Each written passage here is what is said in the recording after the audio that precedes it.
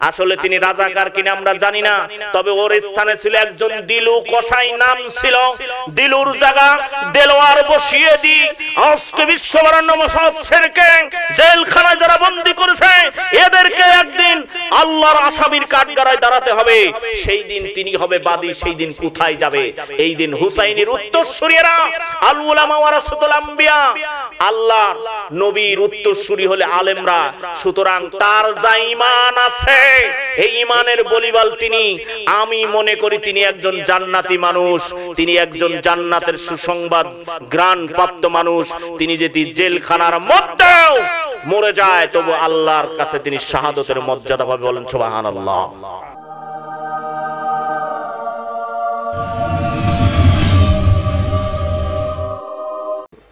শুধু এইটা আয়াতে কারিমা নয়, আল্লাহ রাব্বুল আলামিন বলেন আজকে মুসলমান যারা নামের আগে মুসলমান লাগিয়ে আল্লাহর কোরআনের বিরুদ্ধে ষড়যন্ত্র শুরু করে দিয়েছেন। আজকে বাংলাদেশের জমিনে অসংখ্য নাস্তিক মুত্তাদিরা রয়েছে।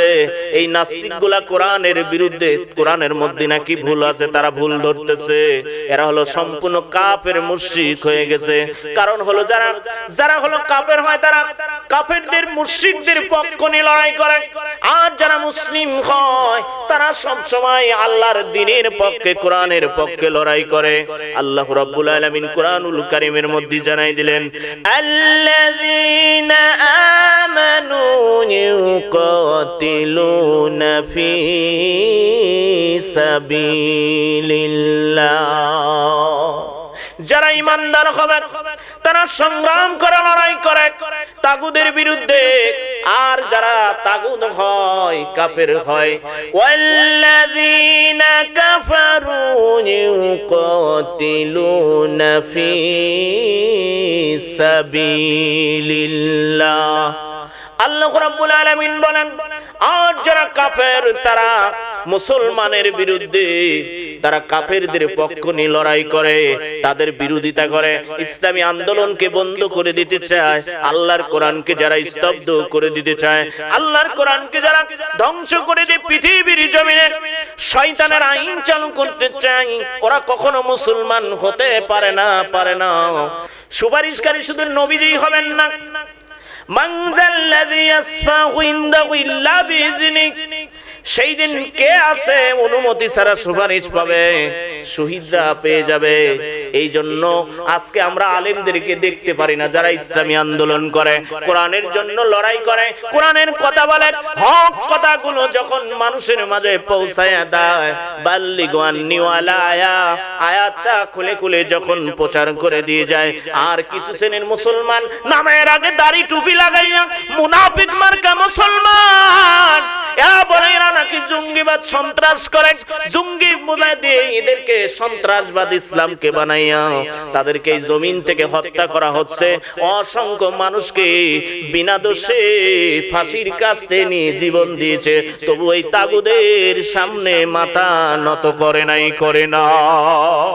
কারণ একটাই, তারা জানটাকে আল্লাহর রাস্তায় বিলিয়ে দিয়েছেন। সাইয়েদ কুতুব রহমাতুল্লাহ আলাই তিনি জীবন দিয়েছেন বাতিলের সামনে, জালিম শাসকের সামনে। তিনি বলেছেন আমার জীবন থাকতে, আমার এক বিন্দু শরীরে রক্ত থাকতে আমি আপনাদের কাছে মাথা নত করব না, আমার জীবন যাবে। একেই বলে ঈমান। অনেকেই বলে, সম্মানিত দর্শকবৃন্দ কি বলবো, হে মুসলমান, আজকের এই মাহফিল থেকে আমাদের শিক্ষা দেখেন। আমি অসংখ্য মাহফিলে যাই, সেখানে অনেকে ফোন দিয়ে বলে সাইদিকে নিয়ে আপনি কথা বলেন। আল্লামা দেলোয়ার হোসেন সাইদি 35 বছর আগে লাখ লাখ টাকা মানুষের কাছে নিয়েছেন। এই মাহফিল করে করে টাকা নিয়ে তিনি আজকে অনেক কিছু করেছেন। আবার তিনি একজন ছিলেন হচ্ছে যুদ্ধ অপরাধী, তিনি একজন হচ্ছে দেশ বিরোধী রাজাকার, তাকে বলেছে। আসলে তিনি রাজাকার কিনা আমরা জানি না, তবে ওর স্থানে ছিল একজন দিলু কসাই, নাম ছিল দিলুর জায়গা দেলোয়ার বসিয়ে দি আজকে বিশ্ববরেণ্য মুসাফিরকে জেলখানায় যারা বন্দী করেছে এদেরকে একদিন আল্লাহর আসামির কাঠগড়ায় দাঁড়াতে হবে, সেই দিন তিনি হবে বাদী। সেই দিন কোথায় যাবে? এই দিন হুসাইনের উত্তরসূরিরা আল উলামা ওয়ারাসাতুল আম্বিয়া, আল্লাহর নবীর উত্তরসূরি হলে আলেমরা। সুতরাং তার যা ঈমান আছে, এই ঈমানের বলিবাল তিনি, আমি মনে করি তিনি একজন জান্নাতি মানুষ, তিনি একজন জান্নাতের সুসংবাদ গ্রাণ প্রাপ্ত মানুষ। তিনি যদি জেলখানার মধ্যেও মরে যায় তবু আল্লাহর কাছে তিনি শাহাদাতের মর্যাদা পাবেন। সুবহানাল্লাহ। তিনি হলেন সেই আমাদেরই বিশ্ববরেণ্য মুফাসসির, কোরআনের পাখি। একটা পাখিকে যদি খাঁচার মধ্যে বন্দী করে রাখেন, ওই পাখিটি ছটফট ছটফট করবে।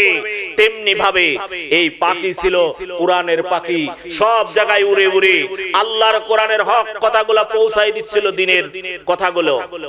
আর সেই পাখিটিকে বন্দী করা হলো, যার হাতে হাত দিয়ে অসংখ্য মানুষ মুসলমান হওয়া শুরু করেছিল। এই মুসলমান হওয়া দেখে ইহুদি খ্রিস্টানরা সহ্য করতে পারে নাই।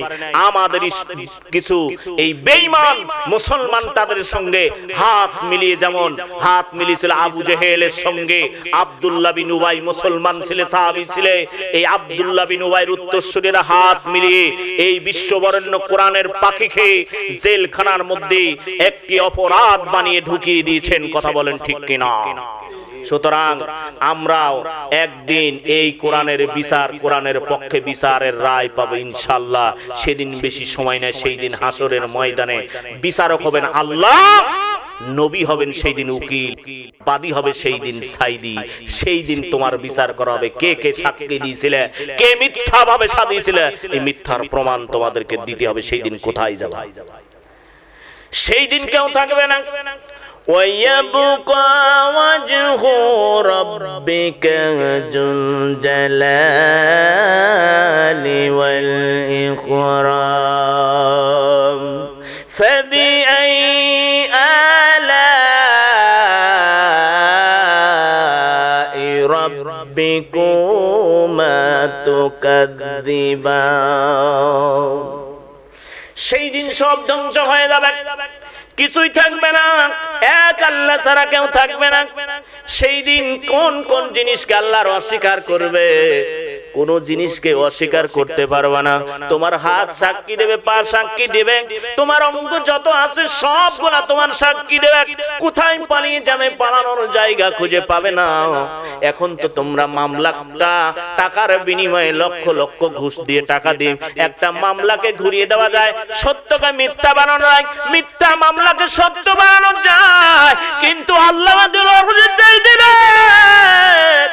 মিথ্যা ভাবে টাকা দিয়ে মিথ্যা সাজিয়ে আসামি বানাইলা। আল্লাহর কোরআনের পাখিরে তোমরা আসামি বানাইলা। যেদিন আল্লাহর দরবারে উঠবারে মুসলমান,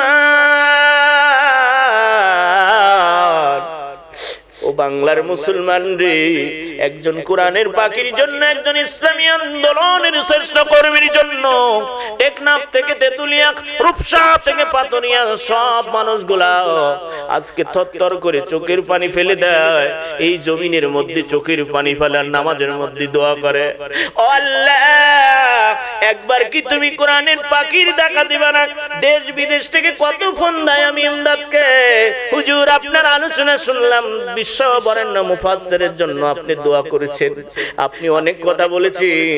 রাজশাহীর জমিনে তিনি যখন হাজিরা দিতে নিয়ে আসলাম, 7-7টি ঘন্টা একটা ভাঙা বেঞ্চের উপরে করে নিয়ে আসলো।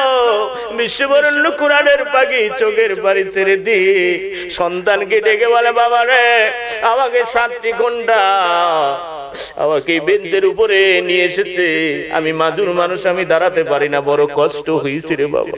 কার কাছে বলবো? যাদেরকে বলবো তারাই তো মিথ্যাবাদী, তারাই তো মিথ্যা বলে আমাকে সাজিয়েছে। একটু ধৈর্য ধারণ করো, ইন্নাল্লাহা মাস সাবিরিন। আল্লাহর কাছে ধৈর্যশীল ব্যক্তি, আল্লাহর কাছে ধৈর্যশীল মুসলমান সব চাইতে প্রিয় রে। ও বাংলাদেশের মুসলমান রে, একজন আসামি যদি যুদ্ধ অপরাধ খারাপ মানুষ হয়, ওই মানুষটাকে শোনার সঙ্গে সঙ্গে ইমরান খানে যারা শুনেছে সকলের কাছে শোনার সঙ্গে সঙ্গে লক্ষ লক্ষ মানুষ এক নজর ওই বিশ্ববরেণ্য কোরআনের পাখিকে দেখার জন্য রাজশাহী যাও। এমনি ভাবে তার উত্তরসূরি হুসাইন রাদিয়াল্লাহু তাআলা আনহু, হুসাইন রাদিয়াল্লাহু তাআলা আনহু বিশ্ব নবীজির কলিজার টুকরা ছিলেন। এই হুসাইনকে নবীজি কোন জায়গা বাদ নয়, হুসাইনকে চুমু দেওয়া রাসূল বাদ দেন নাই। আল্লাহর নবীজি বলেছেন, আমার হাসান হুসাইনকে যারা কষ্ট দিবে, আমার হাসান হুসাইনকে যারা নির্যাতন করবে, জুলুম করবে, তারা যেন আমি নবীরে কষ্ট দিল, আমি নবীর গায়ে আঘাত দিল রে, আমার হুসাইনকে কেউ যেন আঘাত দিও না। এই হুসাইন যখন মুআবিয়া যখন রাষ্ট্রীয় ক্ষমতা ছিলেন, তার সন্তান এজিদকে যখন হস্তান্তর করে রাজতন্ত্র করে গেলেন, এই এজিদ ঘোষণা করে দিল, এই এজিদ যে এই জমিনের ভিতরে, আমাদের রাষ্ট্রের ভিতরে কেউ আমার হুকুম ছাড়া অন্য কারোর হুকুম মানতে পারবে না। এজিদ তখন জালিমি শাসন শুরু করে দিল। এজিদকে কেউ রাষ্ট্রীয় ক্ষমতায় চাইলেন না। একদল মানুষ ছিল কুফাবাসী, বলল আল্লাহর নবীর উত্তরসূরি হুসাইন, এই হুসাইনকে আমাদের নেতা বানাবো আমরা। হুসাইনের কাছে পত্র লিখে যখন পাঠিয়ে দিলেন কুফাবাসী, হুজুর আপনি আসুন, আপনার সঙ্গে আমরা আছি। হুসাইন রাদিয়াল্লাহু তাআলা আনহু তাদের বিশ্বস্ত করে তিনি যখন পরিবার নিয়ে রওনা দিয়ে দিলেন, যখন চলে গেলেন, এই হুসাইন যখন কারবালা পর্যন্ত পৌঁছায় গেলাম, সংক্ষেপে বলছেন মুসলমান, এই হুসাইন যখন কারবালায় পৌঁছায় যায়, এজিদের বাহিনী গুলা সব ওই জায়গায় পৌঁছায় যায়। তারা তখন নীল নদের পানি বন্ধ করে দিলেন, তাদেরকে কোনো পানি খাবার দেওয়া যাবে না। তাবু গেরে অসংখ্য সৈন্য ছিল, তার স্ত্রী ছিলেন শারবানু, কলিজার টুকরা সন্তান ছিল, দুধের শিশু ছিল। আলী আসগারকে নিয়ে আরো সন্তানগুলিকে নিয়ে যখন তাবুর মধ্যে অবস্থান করলো, তাদেরকে আর যেতে দেওয়া হয় না। এমন সময় প্রখর রোদের তাপে হুসাইন সওদারি বিবি বাদশা হালেবায়ের যত পরিবারের সন্তান সবাই ছিল, তাদের যখন গলাটা শুকায়া যায়, পানি ফুরায় গেল, যখন পানির জন্য রওনা দিয়েছে, ওই কাফে ওই মুনাফিকের দলেরা তাকে পানি নিতে দেয় না। হুসাইন চিন্তা করলো, ওরা তো পানি নিতে দেয় না, আমার উপরে তাদের রাগ। আর কলিজার টুকরা আলী আসগার ছোট্ট মানুষ, একটা শিশু মানুষ, কথা বলতে পারে না, অবুঝ সন্তান আলী আসগরকে ওদের সামনে নিয়ে গেলে বুঝি এক ফোঁটা পানি দিবে, ওই পানি দিয়ে আমার কলিজার টুকরা আলী আসগরকে আমি পান করাবো। আলী আসগরকে কোলে নিয়ে হুসাইন ওই মুনাফিকেরা কি করলো, একটা তীর মেরে দিল। এই তীরটি এসে হুসাইনের সন্তান আলী আসগরের পিঠের মধ্যে নিক্ষেপ করে ঢুকে যায়। আলী আসগর রক্ত রঞ্জিত হয়ে যায়, হুসাইনের হাত মুখ সব জায়গায় রক্তে রঞ্জিত হয়ে যায়। কিছুক্ষণের মধ্যে হুসাইনের কলিজার টুকরা সন্তান আলী আসগর ছটফট করতে করতে বিদায় নিয়ে দুনিয়ার জমিন থেকে শহীদ হয়ে গেল। আলী আসগরকে কোলে নিয়ে হুসাইন কান্দে, কোলে নিয়ে যখন তাবুর মধ্যে চলে যায়, শারবানু স্ত্রীটাকে বলে, স্বামী গো, পানি কি আমার আলী আসগরকে দিছ? হুসাইন চোখের পানি ছেড়ে দিয়ে বলে, প্রাণীর বিবিরা, যে নবীজি সারা জাহানের নেতা, যে হুসাইনকে এত ভালোবাসতো, এই হুসাইনের উত্তরসূরি আমার কলিজার টুকরা সন্তান আলী আসগরকে ওই মুনাফিকেরা তীর নিক্ষেপ করে আমি আলী আসগরকে হত্যা করে ফেলেছে। আলী আসগর আর জমিনের মধ্যে নাই, আলী আসগর শাহাদত বরণ করেছে। সঙ্গে সঙ্গে তাবুর ভিতরে শারবানু সবাই যখন ইন্তেকাল করলো, শহীদ করে দেওয়া হলো। শহীদ করে দেওয়ার পরে হুসাইনকে তারা তরবারি দিয়ে আঘাত করলো। হুসাইন প্রতিহত করতে করতে হুসাইনও শাহাদতের পেয়ালা পান করার জন্য জমিনের মধ্যে পড়ে গেল। এমন সময় হুসাইন শাহাদত বরণ করে বিশ্ব নবীর কলিজার টুকরা নাতি এই হুসাইন যখন বিদায় নিয়ে চলে যায়, ওই কাফের মুশরিকেরা তার মাথাটা কেটে নিয়ে নিল, ঘাড়ের উপরে পাড়া দিয়ে মাথাটা কেটে বুঝি আমাদের এজিদের দরবারে হাজির করলে আমাদেরকে বুঝি বড় পুরস্কার দিবে। এমনই ছিলেন, তারা নিষ্ঠুর ছিলেন। এই যুগের ওই উত্তরসূরি কাফেরদের মুনাফিক তারা মুসলমান ছিল। এমন মুসলমান আমাদের বাংলার জমিনে আলেম উলামা থেকে শুরু করে সকলের উপরে এমনি ভাবে নির্মম ভাবে হত্যা করতেছে।